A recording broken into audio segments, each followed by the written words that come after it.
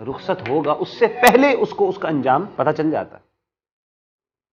ہم میں سے ہر بندے کو پتہ چل جائے گا. یہ نہیں اس کے لیے ہمیں قیامت کا انتظار کی ضرورت نہیں ہے, اس کے لیے ہمیں کئی ہزار سال 50,000 سال کے دن تک جانے کی ضرورت نہیں ہے, قبر میں جانے کی بھی ضرورت نہیں ہے. قبر سے بھی پہلے انسان کو اس بات کا پتہ چل جائے گا میرے ساتھ کیا ہونے والا ہے. ہم مسلمانوں کا بلیف ہے نا کہ فرشتے کون سے ہوں گے, یا تو جنت کے فرشتے آئیں گے یا جہنم کے فرشتے آئیں گے. اگر جنت کے فرشتے آ گئے تو پھر انسان کے لیے خوشخبری ہے, انسان کے لیے خیر ہی خیر ہے, بھلائی بھلائی ہے. لیکن اگر جہنم کے فرشتے آ گئے العیاذ باللہ, اور جہنم کے فرشتے پھر جس طریقے سے انسان کو ٹریٹ کریں گے, قرآن مجید میں اللہ تعالیٰ فرماتے ہیں وَلَوْ تَرَىٰ إِذِ الظَّالِمُونَ فِي غَمَرَاتِ الْمَوْتِ. یہاں پہ اللہ تعالیٰ نے بیان کیا نا کہ فرشتے کیا ہوں گے, موت کے وقت آئیں گے اور آگے کہیں گے کہ تمہیں نہ خوف کی ضرورت ہے نہ تمہیں غم کرنے کی ضرورت ہے. دوسری پوزیشن کے اندر, دوسری سچویشن میں کیا ہوگا, وَلَوْ تَرَىٰ إِذِ الظَّالِمُونَ فِي غَمَرَاتِ الْمَوْتِ. اے نبی کاش آپ دیکھ سکیں ظالموں کو جب وہ موت کی سختیوں میں ہوں گے. وَالْمَلَائِكَةُ بَاسِطُو أَيْدِيهِمْ. فرشتوں نے اپنے ہاتھوں کو کھولا ہوگا, کہیں گے اخرجوا انفسکم, اپنی جانوں کو نکالو آج. الْيَوْمَ تُجْزَوْنَ عَذَابَ الْهُونِ. آج کے دن تمہیں بہت ہی رسوا کن عذاب سے دوچار ہونا پڑے گا, اس کی تمہیں جزا دی جائے گی, اس کی سزا دی جائے گی.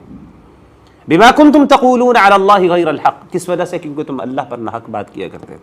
وَكُنْتُمْ عَنْ آيَاتِهِ تَسْتَكْبِرُونَ. اور جب اللہ کی آیات تمہارے سامنے پڑھی جاتی تھی تم تکبر کرتے تھے. اور میرے بھائیو, تکبر کا مطلب صرف یہ نہیں کہ انسان اپنے آپ کو بہت بڑا سمجھے.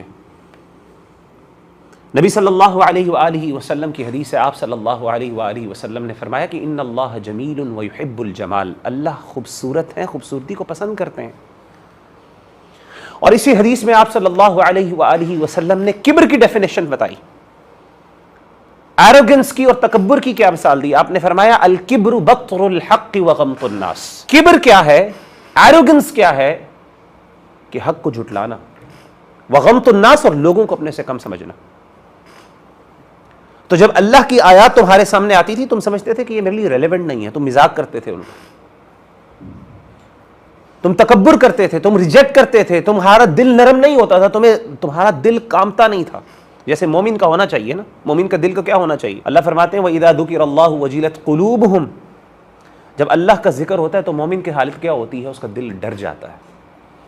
وَإِذَا تُلِيَتْ عَلَيْهِمْ آيَاتُهُ زَادَتْهُمْ إِيمَانًا. جب اللہ کی آیات پڑھی جاتی ہیں زادتہم ایمانا, ان کے ایمان بڑھ جاتے ہیں, وہ ایمان میں بہت آگے بڑھ جاتے ہیں. وَعَلَىٰ رَبِّهِمْ يَتَوَكَّلُونَ. اپنے رب پہ توکل کرتے ہیں, ڈر جاتے ہیں, کانپ جاتے ہیں, سیریس ہو جاتے ہیں. یعنی دین ان کے لیے مذاق نہیں ہے.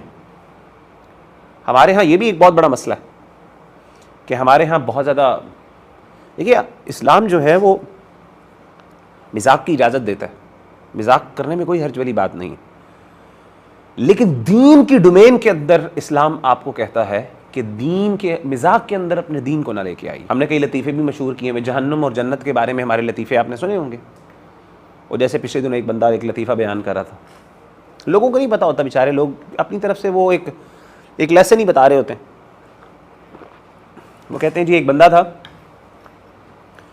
جہنم کے اندر سارے گڑھے تھے, تو تمام گڑھوں میں فرشتے کھڑے تھے, داروغے کھڑے تھے, جو بھی باہر آتا وہ اس کو مارتے اور وہ بندے کو اندر پھینک دیتے. ایک ایسا گڑھا تھا جس میں کوئی فرشتہ نہیں تھا, تو پوچھا گیا کہ بھائی یہاں پہ کیوں نہیں ہے فرشتہ. انہوں نے کہا یہ پاکستانیوں کا ہے, کیونکہ پاکستانی ایک دوسرے کو کیا کرتے ہیں, کھینچتے ہیں. کوئی بندہ باہر نکلنے کی کوشش کرتا ہے وہ دوسرے کھینچ لیتے ہیں اس کو. اللہ اکبر. قل اب اللہ وآیاتہ ورسولہ کنتم تستہزئون. کیا اللہ کی آیات اور اللہ کا دین ہی تمہیں ملا مذاق کے لیے؟ اس میں یہ نہیں اوبیسلی کوئی بندہ دین کا مذاق اڑا رہا ہے, لیکن دیکھیں دین آپ سے ایکسپیکٹ کرتا ہے کچھ لیول کی سیریسنس, کہ جب دین کا معاملہ آئے تو آپ سیریس ہو جائیں.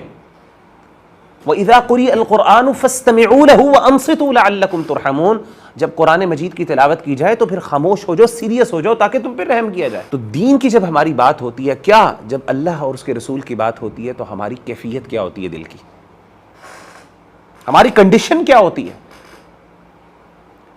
کیا ہم اس کنڈیشن کو, اس سٹیٹس کو پہنچ پاتے ہیں جو ہم سے ایکسپیکٹڈ ہے؟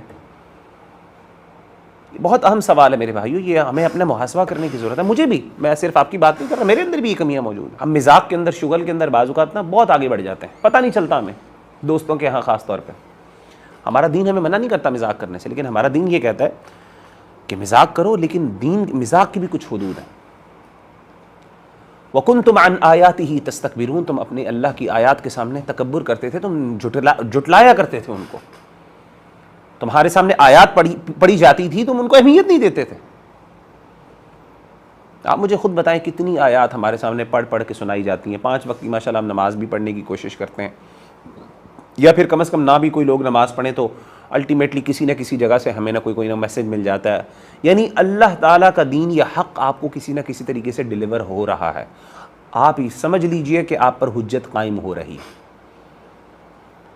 ایک طریقے سے نہیں، دوسرے طریقے سے حجت قائم کر رہے ہیں اللہ تعالیٰ.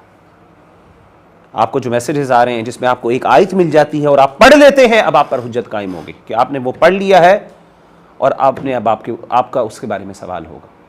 حجت مطلب اسٹیبلش پروف کر دینا. اب آپ کے پاس کوئی ایکسکیوز نہیں رہ گیا، کوئی بہانہ نہیں رہ گیا، آپ کے پاس اب بہانہ ختم ہو گیا.